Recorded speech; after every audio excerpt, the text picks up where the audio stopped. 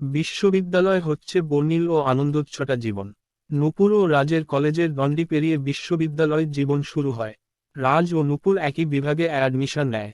রাজের গত 3 বছরের কলেজ জীবনে নূপুর ছিল এক ধরনের জেগে ওঠা, একটা প্রাণের ছোঁয়া। দুজনের পথ চলাটা ছিল সুন্দর। দুজন দুজনের কেয়ার নিত। পড়াশোনার সাথে সাথে রাজের মনে নূপুরের প্রতি ভালোবাসা চলত সমানতালে। পারস্পরিক আন্ডারস্ট্যান্ডিংটা ভালো ছিল। সব কাজে দুজন দুজনকে উৎসাহ দিত। বিশ্ববিদ্যালয়েও দুজনের একসাথে সময় কাটানোর মাঝে নূপুরও বুঝতে পারে রাজকে ছাড়া তার জীবন শূন্য। একবার অভিরূপ সারের প্রেমে পড়ে যা হয়রানি, সে চায় না দ্বিতীয়বার সেই ভুল করুক। তবুও শেষ পর্যন্ত রাজকে ভালোবেসেই ফেলে। ভালোবাসার ক্ষেত্রে বলা হয় মেয়েরা অল্পতেই দুর্বল হয়ে যায়, আর ছেলেদের একটি সময় পর্যন্ত অপেক্ষা করতে হয়। এরপরে হাজার চেষ্টাতেও নিজেকে আটকে রাখা যায় না।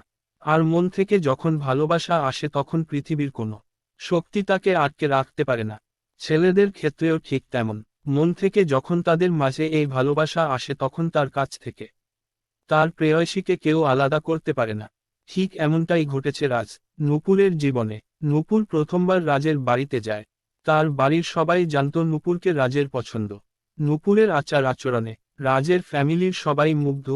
তারা মনে করেন নূপুর পড়াশোনার সাথে সাথে সর্বগুণ সম্পন্না। সেদিন ছিল 14ই ফেব্রুয়ারি। দুজনেই ভেবেছে আজকে দুজনকে তাদের মনের কথা বলে দেবে।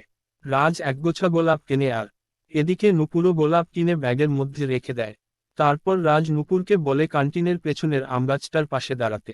নূপুরও ভেবেছে এখানে কেউ নেই, রাজকে তার মনের কথা বলে দেওয়ার এটাই সুযোগ। রাজ তার গোলাপগুলো নিয়ে নূপুরের দিকে এগিয়ে আসে। এদিকে নূপুরও এগিয়ে যায় রাজের দিকে। দুজনের হাত পেছনে। যখন দুজন দুজনের খুব কাছে চলে আসে তখন চোখ বন্ধ করে, আর একই সাথে গোলাপ দিয়ে তাদের মনের কথা প্রকাশ করে। তারপর চোখ খুলে দুজনেই অবাক হয়ে যায়। রাজ, কলেজের প্রথম দিনে যখন আমার সাথে তুমি ধাক্কা লেগে পড়ে যাও আর তুমি আমার হাত ধরে ওঠো, তখন থেকেই আমি তোমার প্রেমে পড়েছি। কিন্তু বলতে গিয়েও বলতে পারিনি। আর যখন তোমার সম্পর্কে জানতে পারলাম তখন আমি চাইনি তোমার স্বপ্ন পূরণের পথে বাধা হতে। আমি তোমাকে এগিয়ে যেতে সাহায্য করেছি। আর আমার ভালো লাগার কথাগুলো আমার বন্ধুরা, ফ্যামিলির সবাই এতদিনে বুঝতে পেরেছে। কিন্তু তুমি বুঝতে পারোনি, কেননা তুমি বুঝতে চাওনি। তোমার অ্যাটেনশন ছিল শুধুমাত্র স্টাডির দিকে। নূপুর, তুমি মনে করে দেখো, আমি তোমাকে অনেকবার ভালোবাসি। এই কথাটা বোঝানোর চেষ্টা করেছি, কিন্তু তুমি এতটাই বোকা ছিলে। বন্ধুত্ব ভেবে উড়িয়ে দিয়েছ। যখন আমি হাঁপিয়ে গেলাম তখন ভেবেই নিয়েছি যেদিন তুমি নিজে থেকে বুঝতে পারবে এই ছেলেটা তোমার জন্য পাগল, ততদিন আমি অপেক্ষা করব। কিন্তু আজ দেখো কি যে হলো। পারলাম না নিজেকে আটকে রাখতে, বলেই দিলাম মনের কথা। আর আমি ভাবতেও পারিনি নূপুর তুমিও আমাকে ভালোবাসো। মনে হচ্ছে স্বপ্ন দেখছি। I am so happy. এতদিন তোমার মনের কথা আমাকে বলনি কেন? নূপুর মাথা নিচু করে দাঁড়িয়ে। সে কেন এতদিনে রাজের ভালোবাসা বুঝতে পারিনি এই ভেবে রাজের চোখের দিকে তাকাতে পারছে না। নূপুর, সরি রাজ, আমার বুঝতে অনেক দেরি হয়ে গেছে। আমার জন্য তুমি অনেক কষ্ট পেয়েছ। তুমি না থাকলে আমি এতদূর আসতে পারতাম না। তুমি সবসময় আমার পাশে থেকেছ। এই ঋণ কোনোদিনও শোধ করতে পারবো না।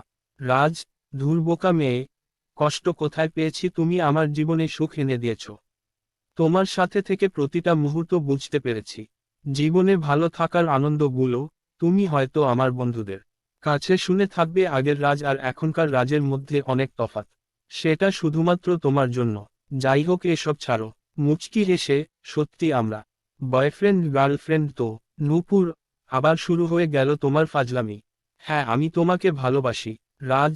আমার ফ্যামিলির সবার তোমাকে পছন্দ হয়েছে। সামনে এক্সাম, তারপর তুমি চাকরি পেয়ে যাবে আর আমিও বাবার বিজনেস জয়েন করব, আর তারপর আমার বিয়ে। আমার মানে আমাদের বিয়ের স্বপ্নটাও পূরণ হবে। নূপুর, সব ঠিক আছে, কিন্তু আমি এত তাড়াতাড়ি বিয়ে করতে পারবো না। আমার অনেক বড় স্বপ্ন আছে, সেগুলো পূরণ না হওয়া পর্যন্ত তুমি অপেক্ষা করতে পারবে তো? রাজ, তোমার জন্য সারা জীবন অপেক্ষা করতে পারি। এভাবেই দুজনের দুষ্টু মিষ্টি ভালোবাসা আরও 2টি বছর এগিয়ে যায়। এক্সামের পর রেজাল্ট আউট হয়। নূপুর ফার্স্ট ক্লাস পায়। রাজও মাস্টার্স কমপ্লিট করে বাবার বিজনেস জয়েন করে। আর নূপুর পোস্ট গ্র্যাজুয়েট ডিগ্রি অর্জন করার পরেও থেমে থাকেনি। সে রাজের সাহায্য নিয়ে তার পড়াশোনা চালিয়ে যায়। রাজ নূপুরকে বারবার বিয়ের প্রস্তাব দিলেও নূপুর বিয়ে করতে রাজি হয় না। তখনও তার একটা বড় লক্ষ্য ছিল, এখন সেটাই পূরণের আশা। তার তো এখন একটাই ইচ্ছা, কলেজের অধ্যাপিকা হতেই হবে। তবে তার কলেজের অধ্যাপিকা হতে বেশি সময় লাগেনি, সেটাও হয়ে দেখিয়েছে হবেই বা না কেন। তার মধ্যে দেবী সরস্বতীর বাস। নূপুরের চেয়েছিল তার গ্রামে কলেজ তৈরি হবে যাতে গ্রামের মেয়েরা কলেজে পড়ার সুযোগ পায়। নূপুর গ্রামের মেয়েদের অসুবিধার কথা জানিয়ে সরকারের কাছে মহাবিদ্যালয় তৈরির জন্য আবেদন জানায়। গ্রামে সরকারি মহাবিদ্যালয় তৈরি হয়। নূপুর শহর থেকে ট্রান্সফার নিয়ে গ্রামের কলেজের অধ্যাপিকা হয়। সে তার গ্রামের সবাইকে দেখাতে পেরেছে একটা মেয়ে শুধুমাত্র ঘরেই বন্দি থাকবে কেন, সে চাইলেও অনেক কিছু করতে পারে। নূপুরের এতদিনের সাধনার ফল তার স্বপ্ন পূরণ করতে পেরেছে। এখন গ্রামের মেয়েদের কলেজে পড়তে কোনো বাধা নেই। নূপুর গ্রামের মুখ উজ্জ্বল করেছে, তাই গ্রামের সবাই নিজেদের ভুল বুঝতে পারে আর নূপুরকে আপন করে নেয়। এখন নূপুর নিজের বাড়িতেই থাকে, আর নূপুরের পিসিরও গ্রামে আসতে আর বাধা নেয়। অবশেষে নূপুর ও রাজের দীর্ঘ অপেক্ষার অবসান ঘটে। রাজ সেই প্রথম দিনে তার ভালোবাসার মানুষের হাতের আলতো ছোঁয়া, আর তারপর দুজনের একসাথে সময় কাটানো স্মৃতি নিয়েই নূপুরের অপেক্ষায় ছিল। আর নূপুরও তার ভালোবাসার মানুষটিকে পাবার জন্য অস্থির ছিল। শেষ পর্যন্ত তাদের দুজনের ভালোবাসার পূর্ণতা পায় দুজনের বাড়ির সম্মতেই। রাজের সাথে নূপুরের বিয়ে হয়। সমাপ্ত। আজকের দিনে কারো পক্ষে বলা সম্ভব নয় যে আমরা নারীরা পুরুষদের থেকে পিছিয়ে আছি। সব ক্ষেত্রে আমরা পুরুষদের টক্কর দেওয়ার ক্ষমতা রাখি।